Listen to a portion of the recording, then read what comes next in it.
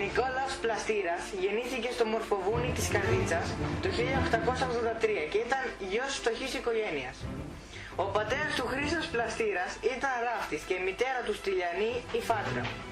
Κατά τον πόλεμο του 1897 η οικογένειά του καταφεύγει στα Άγραφα και μετά το τέλος του πολέμου επιστρέφουν στην Καρδίτσα, όπου φοιτά στο Δημοτικό και Ελληνικό Σχολείο της πόλης. Τελειώνει το γυμνάσιο στον Πειραιά και έπειτα κατατάσσεται ως εθελοντής στο στρατό και με το βαθμό του 19 πήρε μέρος στο Μακεδονικό Αγώνα.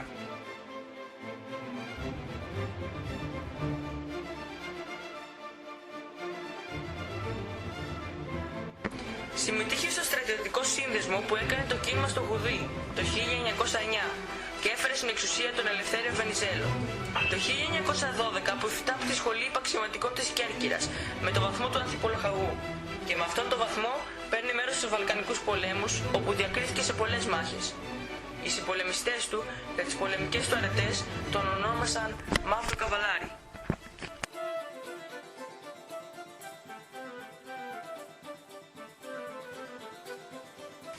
Στον Πρώτο Παγκόσμιο Πόλεμο έδειξε αξιοθαύμαστο θάρρος και προήχθησε αντισυνταγματάρχη. Το 1919 ανέλαβε τη διοίκηση του 542 συντάγματος Ευζώνων, όπου σε λίγους μήνες θα γίνει ο φόβος και ο τρόμος των Τούρκων.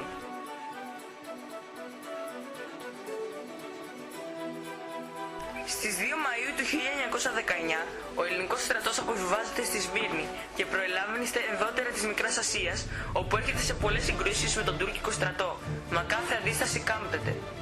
Ο Πλαστήρας έχει υπό την ευθύνη του την περιοχή της Μαγνησίας. Εκεί φτιάχνει ορφανοτροφείο και παράλληλα πολεμά τους Τούρκους, τους Τέτες και τις ληστοσημωρίες. Πολλές φορές θα αντιμετωπίσει και τον τακτικό τουρκικό στρατό και θα τον νικήσει. Συνήθισε να αναλαμβάνει ο ίδιος τα πιο δύσκολα σημεία στη μάχη και μάλιστα αναφέρεται ότι τις νύχτες έμενε μόνος του ο σκοπός για να ξεκουράζεται οι άντρες του και κοιμόταν έφυπος κατά την πορεία της επόμενης ημέρας. Πρωταγωνιστεί σε αμέτρητες μάχες, πολεμώντας στην πρώτη γραμμή του πυρός και το σύνταγμά τους παίρνει τον πανικό στους Τούρκους. Δεν υπήρχε φαντάρος που να μην άκουγε το όνομά του και να μην γέμιζε δέος.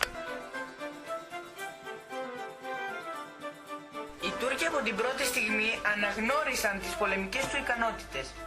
Ο φόβος τους προς αυτόν τους έκανε να τον ονομάσουν Καραπιπέρ, δηλαδή μαύρο πιπέρι, καυτερό πιπέρι, ενώ ταυτόχρονα λόγω του μελαμψού χρώματός του τον φώναζαν και με το παλιό του παρατσούκλι, δηλαδή μαύρο καβαλάρι, που τον ακολουθούσε από τους Βαλκανικούς πολέμους. Το δε σύνταγμά του, το οποίο και έτρεμαν, το ονόμασαν Σεϊτάν Ασκέρ, δηλαδή ασκέρι του σατανά. Οι στρατιωτικές όμως επιτυχίες του έκαναν πολλούς υψηλόβαθμους να τον φθονήσουν. Κατά τη δύσκολη εκστρατεία του Σαγκαρίου, οι μεγάλες στερήσεις σε τρόφιμα και προμήθειες δεν θα μειώσουν τη μαχητικότητά του. Πετυχαίνει τρομερές νίκες, οι οποίες ενισχύουν τις φήμες που πλανώνται στις τουρκικές γραμμές όσον αφορά τη γενναιότητά του.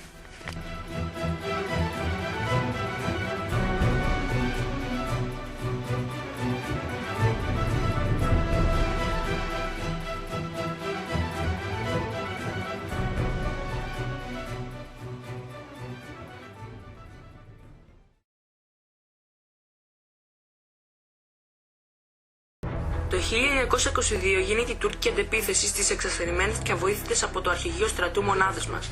Η ανικανότητα της ηγεσίας να λάβει σωστές αποφάσεις θα σταθεί μοιραία. Ο αείτητος και προδομένος ελληνικός στρατός, χωρίς κάποιον ικανό ηγέτη, θα μετατραπεί σε ένα μπουλούκι ατάκτων, οι οποίοι το μόνο που θέλουν είναι να φύγουν, να επιβαστούν στα πλοία και να γυρίσουν στα σπίτια τους.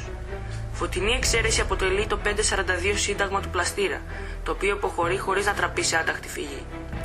Κατά την κατάρρευση του μετώπου υποχωρεί, αλλά ταυτόχρονα μαζεύει στρατιώτες από διαλυμένες μονάδες και πολεμά οργανωμένα τον εχθρό, δίνοντας έτσι χρόνο στα υπόλοιπα ελληνικά τμήματα να φτάσουν έγκαιρα σε κάποιο λιμάνι και να γυρίσουν στην Ελλάδα.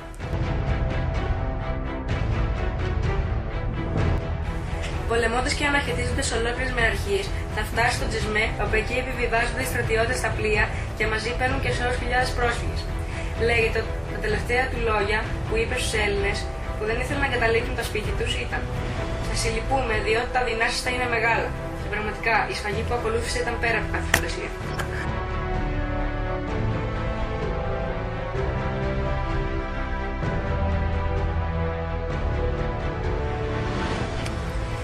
Αφού έφυγε από τη γη της Ιωνίας, Συμμετέχει στην οργάνωση της στρατιάς του Εύρω, η οποία δίνει και πάλι ελπίδες στους Έλληνες για την επανάκτηση της Κωνσταντινούπολης και όλων των ελληνικών εδαφών που πρόσφατα χάθηκαν.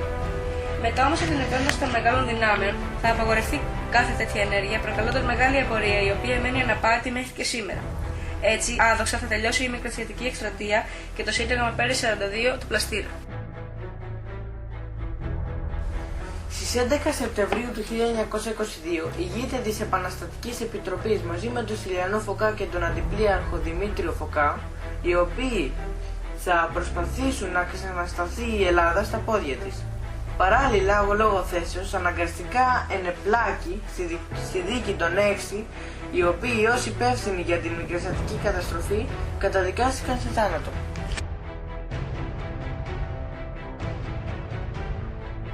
Ο Πλαστήρας συνεχίζει να προσφέρει τις υπηρεσίες του στην πατρίδα και ως στρατιωτικός και ως πολιτικός για το υπόλοιπο της ζωής του.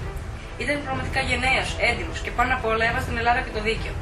Διαλέξαμε να σταθούμε στη μικρασιατική καταστροφή, διότι εκείνη τη χρονική περίοδο φάνηκε περίλαμπα η παλικαριά του, η φιλοπατρία του, η Ανδρία. Καταλαβαίνοντας τις λάθος και επιζήμιες για την ευστρατεία του εντολές του στρατηγείου, έπαιρνε το ρίσκο και δεν υπάκουε, σώζοντας έτσι το σύνταγμά του από καταστροφικά αποτελέσματα.